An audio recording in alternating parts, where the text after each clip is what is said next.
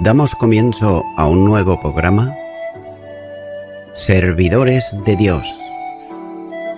Quien te habla es Manuel Cornejo. Estaré compartiendo la palabra de Dios y lo haré de una manera expositiva, versículo a versículo. Y en esta ocasión será en el libro de Josué, capítulo 10, versículo 12, donde dice: Entonces Josué habló a Jehová el día en que Jehová entregó al amorreo delante de los hijos de Israel, y dijo en presencia de los israelitas: Sol, detente en Gabaón, y tú luna en el valle de Agalón. Y el sol se detuvo, y la luna se paró, hasta que la gente se hubo vengado de sus enemigos. ¿No está escrito esto en el libro de Jaser? Y el sol se paró en medio del cielo, y no se apresuró a ponerse casi un día entero. Y no hubo día como aquel día, ni antes ni después de él, habiendo atendido Jehová a la voz de un hombre, porque Jehová peleaba por Israel. La jornada terminada, excesivamente rápida para concluir la tarea de destrucción totalmente a los ejércitos coaligados, así como a sus 5 reyes. Por tanto, sería necesario que el día se prolongase con un tiempo adicional.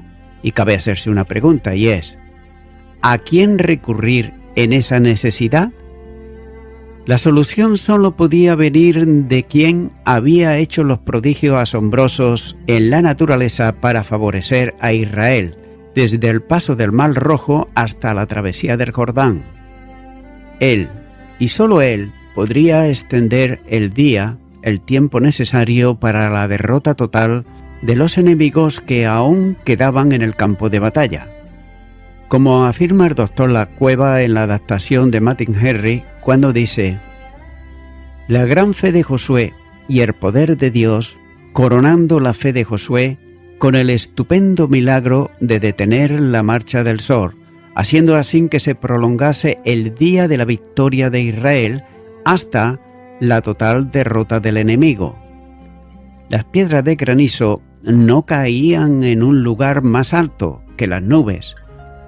Para mostrar que el auxilio le venía a Josué de un lugar más alto, el sol mismo, que con constante movimiento presta su servicio a la tierra entera, se detuvo en esa ocasión para hacer un favor especial a los israelitas. Fin de la cita. Note cómo la oración de Josué recibía respuesta inmediata. Y esta fue pronunciada delante de los hijos de Israel, como dice el versículo 12. Y el milagro divino se producía inmediatamente, ya que la fe de Josué tuvo que haber sido grande para ordenar al sol que se detuviera, sin duda en el nombre del Señor, como señala el versículo 12. En una fase crítica de la batalla, se pronunciaron las contundentes palabras de Josué, que recoge aquí el texto hebreo que dice: Sol, detente en Gabaón, y luna en el valle de Ajalón. La respuesta divina a la oración de Josué producía un inmediato efecto, ya que el sol y la luna se detuvieron. Note por otro lado que no fue una invocación al sol y a la luna que Dios refrendase, sino todo lo contrario, ya que Josué oró a Dios y luego en su nombre ordenó al sol y a la luna que se detuvieran, cumpliéndose absolutamente lo que había orado. El milagro tenía que ver con la necesidad de la operación militar que se estaba desarrollando, cuando dice que el sol se detuvo y la luna se paró, hasta que la gente se hubo vengado de sus enemigos. Versículo 13. Un hecho tan prodigioso había de ser recogido en el libro que registra los hechos sobrenaturales, que aquí se le denomina como el libro de Jaser, que parece ser recogía poemas ordinarios que relataban acontecimientos importantes, como así señala el segundo libro de Samuel, capítulo 1 y versículo 18.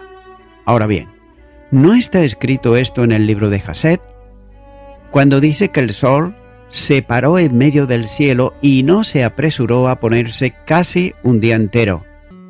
Por tanto, de cuyo texto no existe copia alguna, ya que libros de este tipo había más de uno en Israel, como es el llamado Libro de las Batallas de Jehová, y así lo muestra en el libro de Números capítulo 21 y versículo 14.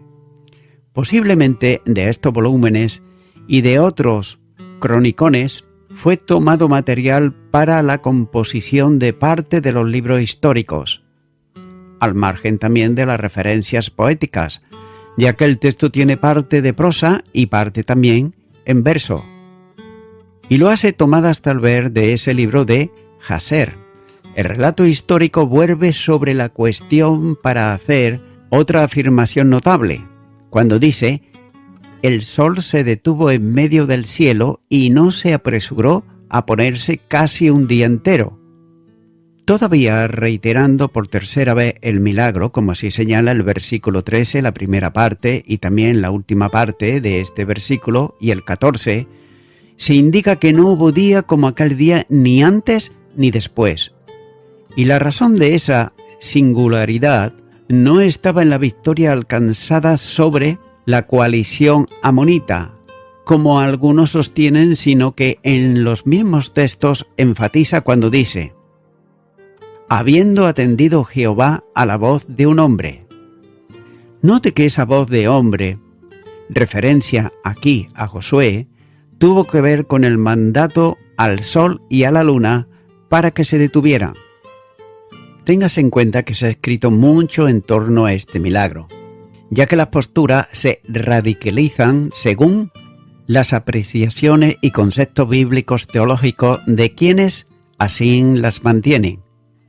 Y se ha pretendido dar una explicación coherente al milagro para ponerlo en armonía con la ciencia y con la lógica. Pero, ¿qué es realmente un milagro? ¿Se puede de algún modo expresar por medio de la lógica y de la ciencia lo que de por sí las trasciende? Cualquier explicación científica en un milagro naturalmente agota en este instante tal condición. Aún en aquello que pueda expresarse con el lenguaje de la ciencia, sus procesos y sus consecuencias no deja de ser un hecho sobrenatural, ya que Dios utiliza sus medios naturales para ejecutar su voluntad, en medio de ocasiones actuando sobre ellos providencialmente, pero en otras muchas, esos elementos son puestos a su servicio, invirtiendo, cuando así es necesario para el cumplimiento del propósito divino, el modo habitual del comportamiento.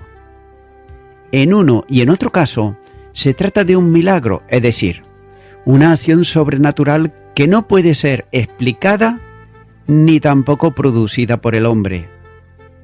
La Biblia no es un libro de ciencia, ya que sin duda las expresiones que se relacionan con la ciencia de los hombres son exactas y también precisas, pero no ha de pretender el teólogo nunca jamás explicar por medio de la ciencia de las verdades teológicas recogidas en el Santo Libro. La Escritura tiene que ser aceptada y lo tiene que ser por medio de la fe. Eso ha de ocurrir también con el milagro del largo día de Josué, pero en un afán por racional toda obra sobrenatural registrada en la Escritura, se ha adoptado varias posiciones frente al milagro descrito en este pasaje. Note, una de ellas pretende situar la oración de Josué al principio de la jornada, es decir, al hagiógrafo inicio el relato de la batalla, pero luego retrocedía cronológicamente para referir algo que tuvo lugar antes del relato antecedente. En este caso, Josué lo que pretendía era una prolongación de las sombras del amanecer, es decir, que continuara la penumbra para poder caer por sorpresa sobre los amonitas, antes de que el día aclarase y el sol brillara con fuerza, como correspondía al tiempo de verano en que discurre aquí la historia. La respuesta, por tanto, vino en la tormenta de granizo, que prolongaría las sombras por la densidad de las nubes, añadiendo así en el tiempo que, para darle una forma de expresión comprensible, se dice que no se apresuró a ponerse casi un día entero. Note que esta opinión necesita hacer ajustes, y hacerlos considerables en la narración bíblica, ya que se dice que el granizo cayó sobre las tropas amonitas cuando éstas huían de Josué, para lo cual se elabora una argumentación según la cual parte de los ejércitos amonitas, asustados de la irrupción de las tropas de Israel, salieron huyendo precipitadamente, mientras que otro grupo, apostado en otro lugar del área de Gabaón, tuvo que ser derrotado en el mismo campo, para cuya operación Josué pidió oscuridad en lugar de luz. Un segundo modo de ver el milagro propone que el calor del sol estaba produciendo un problema entre los hombres de Israel, de modo que la oración de Josué tenía que ver con el sol, mitígase su fuerza.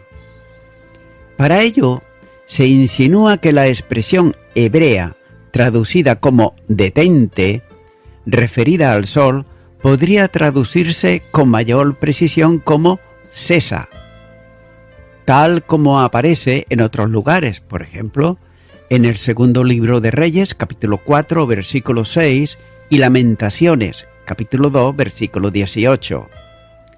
En este caso, la respuesta a la oración de Josué se producía por medio de la tormenta de granizo, que cubría la luz del sol y refrescaba el ambiente, haciendo posible que los ejércitos de Josué concluyesen la misión militar, destruyendo las tropas que aún quedaban en el campo de batalla. Esta propuesta trae serios problemas en relación con la tormenta de granizo, que produce la muerte de un contingente que huye, mientras sirve de ayuda para los que están en el combate. Por otro lado, la duración de esa granizada tendría que ser muy grande para dar la impresión de que comenzaba otra vez el día. Ante esta argumentación, quienes sostienen esta segunda postura aplican las palabras del versículo a la duración de la tormenta de granizo, cuando dice: no hubo día como aquel, ni antes ni después de él. Como fácilmente se aprecia, solucionando un aspecto del milagro, se crea un problema adicional para la protección física de los israelitas, a quienes no le afectó el granizo. Claro está que siempre hay posibilidades de presentar una nueva hipótesis sobre que el granizo no cayó por igual en todo el teatro de la guerra, sino que revistió una incidencia mayor hacia Ben Orón. También hay una tercera proposición, y la hay en el histórico político, ya que tiene muchos adeptos, incluso dentro del campo evangélico también, ya que se considera que en el relato hay dos elementos, uno el histórico narrativo y el otro el político hiperbólico, y que no deben ser tratados, por tanto, del mismo modo. Lo que tiene que ver con el elemento histórico está registrado en la prosa del texto, siendo tan solo históricamente preciso la tormenta de granizo. El segundo elemento, el político, tomado del libro de Jaser, y en el que el lenguaje político hiperbólico, ante la necesidad de hablar de un día singular, se introdujo la idea de que el sol se había detenido y la luna parado. Estas dos fuentes, la política del libro de Jaser y la de la prosa tomada de otro lugar, fueron unidas posteriormente por el redactor del libro, que tenía una idea popular de la cuestión dando lugar a la que aparece en el texto tal como se tiene actualmente. Y note sobre esto la posición del Dr. Dunnett cuando dice: podemos decir que la versión que no presenta la historia con respecto a este hecho es el mejor ejemplo de la glosa moderna. Todo el ejército de Israel marchó para forzar a los 5 reyes a levantar el sitio de Gabaón. El ejército cananeo fue sobrecogido de terror pánico, ya que huyó desde Bet-Horón hasta Meceda. Josué lo persiguió, lo destruyó y mató, según se dice, a los 5 reyes y los crucificó, un canto popular que fue conservado en Israel cuando celebró aquella victoria. Y en él se hallan estos 2 versos, cuando dice: Sol, detente en Gabaón y tu luna en el valle de Galón. Fin de la cita de Dr. Dunnett. El poeta deseaba expresar el asombro de la naturaleza ante la contemplación de los esfuerzos prodigiosos de los israelitas. Esta figura retórica dio origen con el tiempo a algunas equivocaciones curiosas, ya que las 2 líneas de letras fueron puestas en labios de Josué y cambiando la significación de la palabra, que es se detuvo asombrado, se suponía que el sol realmente se detuvo por mandato de Josué. Así se eliminaba de la narración el milagro. Hay 2 preguntas que bien pueden hacer allí los creyentes en lo sobrenatural. La primera es: ¿fue absolutamente necesario el referido milagro? Y la segunda: las palabras de la narración de la Escritura exige que sostengamos la significación literal del pasaje con exclusión de otra cualquiera. Note que Dios nunca interrumpiría lo que hemos aprendido al llamar las fuerzas de la naturaleza sin que tuviese para ello un motivo suficiente. En ciertos casos, interpone su voluntad, así como un hombre puede contrarrestar la fuerza de gravedad por medio de una fuerza superior, pero esto lo hace solamente cuando no efectúa su propósito el curso ordinario de las cosas, ya que los milagros son obrados donde y cuando se necesitan, y cuando el agente ordinario es demasiado débil para producir el efecto que se requiere. Si el milagro se relata llanamente en el libro de Josué, seguramente habría sido mencionado por escritores subsiguientes, habría sido descrito por poetas y profetas, como se canta las maravillas del Éxodo, habría sido, por tanto, enumerado por el escritor de la epístola a los Hebreos entre las grandes proezas de Josué y de los jueces, que habría aparecido en la profecía de Isaías, cuando habla de la batalla de Gabaón. Note lo que dice Hebreos, capítulo 11, versículo 30. Por la fe cayeron los muros de Jericó, después de rodearlos 7 días.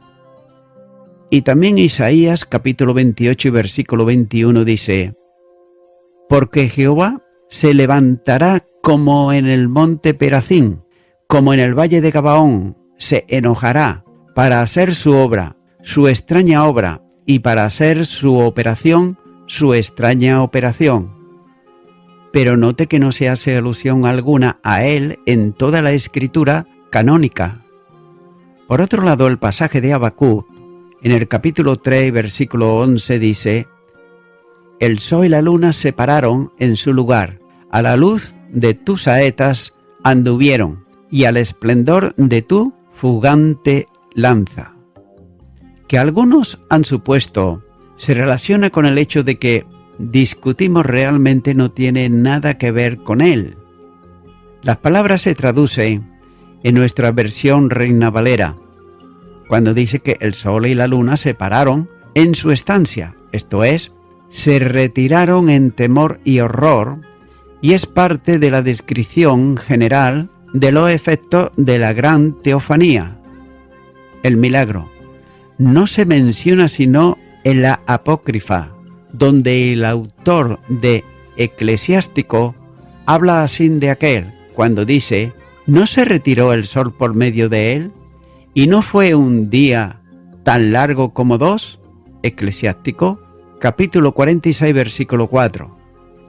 El hijo de Sirat ha alterado la tradición que se dio en el libro de Jaer y representa al sol retirándose en el lugar de parándose, lo cual demuestra que la historia fue transmitida vagamente y que no se haya basado sobre una declaración definitiva en la escritura inspirada.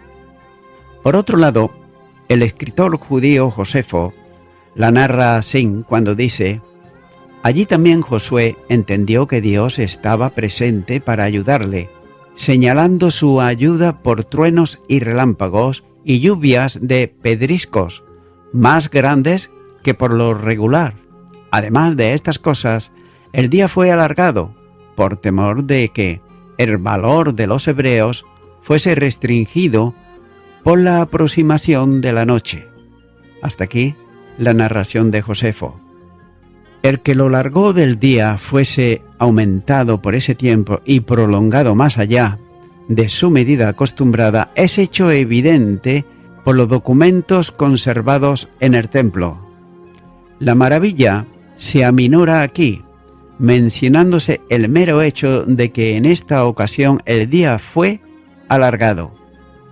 Se omiten, por tanto, de todo el medio y el modo, ya que ni puede probarse que el escritor judío tuviera delante él el texto que se halla en nuestra Biblia hebrea. La referencia a los documentos guardados en el templo tienden a hacer impresión en las mentes de aquellos para cuya edificación, como por ejemplo Josefo, escribió, pero es imposible para ellos comprobar la alusión así como lo es para nosotros en nuestros días. Un retardo de movimiento diurno de la Tierra habría trastornado los cálculos astronómicos de los observadores en todo el mundo, pero no se ha hallado ni una mención acerca de tal perturbación. De manera que si alguno arguía que el milagro no había tenido lugar conforme a lo narrado por el presente texto, no podía ser refutado por alguna de las evidencias que ahora se tiene. También es bastante extraño que los anales de Asurbanipal narren un milagro parecido a este, pero como de aquel milagro se afirma que fue producido por un dios pagano y a favor de un déspota sanguinario, tenemos que considerarlo, por tanto, como ficticio. Las palabras del documento son traducidas así, por ejemplo, por Jorge Smith, cuando dice que la oscuridad de la vela de la mañana causó el retardo de la salida del sol, y esto fue la causa de que se retardase 3 días más con el fin de que el rey de Elim fuese destruido. Note que si esta descripción es una exageración o figura poética, entonces, ¿por qué no pudiera considerarse la cita del libro de Jaser y el comentario sobre ella como el adorno de algún evento más sencillo? Puede ser que Josué nunca enunciara el apóstrofe que se le atribuye por el bardo que cantó su proeza. El narrador o un editor más reciente insertó la cita en su historia, un glosador imbuido rectamente en la verdad de que había de esperarse en aquel caso la intervención milagrosa. Agregó al margen el comentario y con el tiempo dicho comentario pasó a formar parte del texto. Esta postura, aunque cautiva a muchos, tiene un serio problema en relación con la inspiración plenaria de la Escritura. Si esto ha sido añadido, procedente de fuentes imprecisas, entonces, ¿cuándo ocurrió la incorporación? Y si según parece, por la hilazón de la narración procede del mismo tiempo de la confesión de todo el libro, se está en una inspiración parcial, y si fue plenaria cabe preguntarse si permite el Espíritu Santo tal fraude. Entonces, ¿no llevó a cabo esto a ser un modo encubierto de desmitificación bíblica? Y también, ¿qué parte se debe creer como precisa y cuál son meras figuras del lenguaje rodeado de hipérboles que deforman la realidad? Además de esto, todo el párrafo anterior está basado sobre suposiciones, deducciones y también hipótesis, incluyendo la afirmación francamente difícil de sostener que Josefo engañó conscientemente en su relato histórico para darle una mayor aceptación y peso delante de sus lectores. La posición histórica se ajusta plenamente al relato bíblico, sosteniendo que en él hay un fenómeno astronómico bien diferenciado del atmosférico del granizo. Este fenómeno, absolutamente inexplicable por medios científicos, tuvo origen en la intervención sobrenatural y omnipotente de Dios, por la que el día fue prolongado, pudiendo observarse que el Sol retrasó su curso habitual y que la Luna estuvo presente en el mismo sitio del cielo, por un tiempo superior al normal. Sin duda, esta posición afecta directamente a la lógica científica, ya que para ello habría sido necesario retardar el ciclo rotativo de la Tierra, lo que según los postulados científicos de astrofísica hubiera desencadenado un verdadero cataclismo en el planeta. Pero, de todos modos, lo único que se puede manifestar en este sentido son tan solo hipótesis, basadas en la lógica de la ciencia humana, para racionalizar lo que es, a fin, una acción sobrenatural de Dios. La interpretación literal es el método más seguro para una correcta exégesis, de modo que siempre que se pueda, es el método que debe ser aplicado, ya que no hay razón en este pasaje que exija utilizar otro para dar un sentido diferente al que aparece en el relato. Expresado en forma poética, no contradice en nada la afirmación histórica en prosa que asegura que no hubo día como aquel día, referido a todo el conjunto del acontecimiento, entre los que está la prolongación milagrosa del tiempo en esa jornada, cuando dice en el versículo 13, y el sol se paró en medio del cielo, y no se apresuró a ponerse casi un día entero. La acción divina sobre el tiempo no es un caso aislado. En otra ocasión, el reloj se retardó en 10 grados, como señal dada por Dios al rey Ezequiel. Y el detalle se recoge en la profecía de Isaías, en donde se lee: He aquí yo haré volver la sombra por los grados que ha descendido con el sol en el reloj de Acaz, 10 grados atrás, y volvió el sol 10 grados atrás, por los cuales había ya descendido. Isaías capítulo 38 y versículo 8.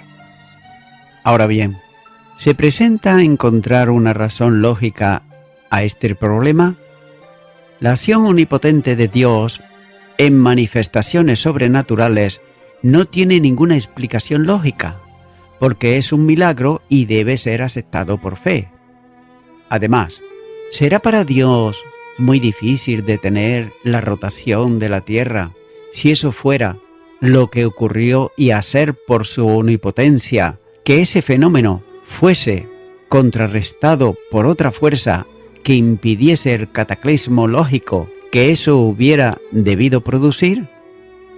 Y también, ¿qué explicación puede darse al hecho tan potentoso como la detención de las aguas en un río, sin que se inundara toda la zona en donde fueron detenidas? Si a la Biblia se le despoja de la acción sobrenatural de Dios para racionalizarla científicamente, se habrá eliminado la evidencia más importante de la revelación sobre Dios mismo. El día se extendió en el caso de Josué, y note cómo la referencia no es solamente al sol, sino también a la luna, lo que evidencia una acción sobrenatural de Dios actuando sobre la marcha del planeta. Finalmente, la razón de la intervención divina obrando este milagro es bien clara, cuando dice en el versículo 14, Jehová peleará por Israel. Esa batalla había de ser librada hasta la consumación porque era un combate divino. Dios estaba volviendo a evidenciar ante los ojos de los hombres que sus dioses no tienen ningún valor ante el único Dios verdadero. Aquellos idólatras que adoraban al sol y a la luna quedaron consternados viendo cómo el Dios de Israel volvía a mostrarse superior a sus dioses, trastornando su actuación natural. Y voy concluyendo con esto. No es fácil de explicar científicamente, ya que uno debe de reconocer que aquel que hizo las leyes de la naturaleza tiene derecho también a usarlas. El que empleó el granizo como una máquina de destrucción contra sus enemigos podía también utilizar la luz y la oscuridad para servir a sus propósitos. La soberanía de Dios sobre la naturaleza le hace posible promover su reino espiritual mediante el uso del mundo físico.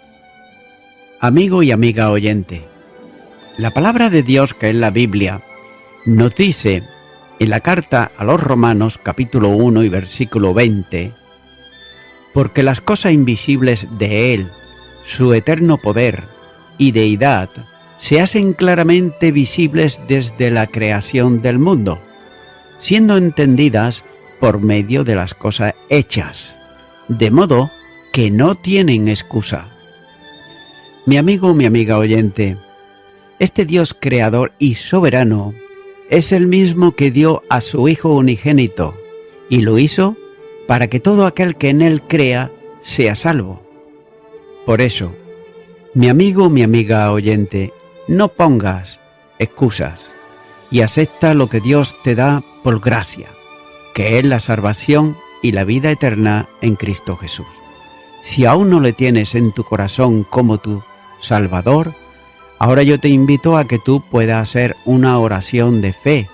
Si no sabes cómo hacerlo, repite conmigo esta oración y di: Dios eterno, creo que tú eres el Dios creador de todas las cosas, visibles e invisibles. Creo, como dice tu palabra, que de tal manera tú amates al mundo que has dado a tu Hijo unigénito, para que todo aquel que crea en Él no se pierda, mas tenga vida eterna. Yo creo que así lo hiciste tú, y yo ahora, en esta hora, vengo delante de ti pidiéndote perdón por todos mis pecados. Me arrepiento de ellos y te acepto a ti, Jesucristo, como mi Salvador. En el nombre de Jesús. Amén.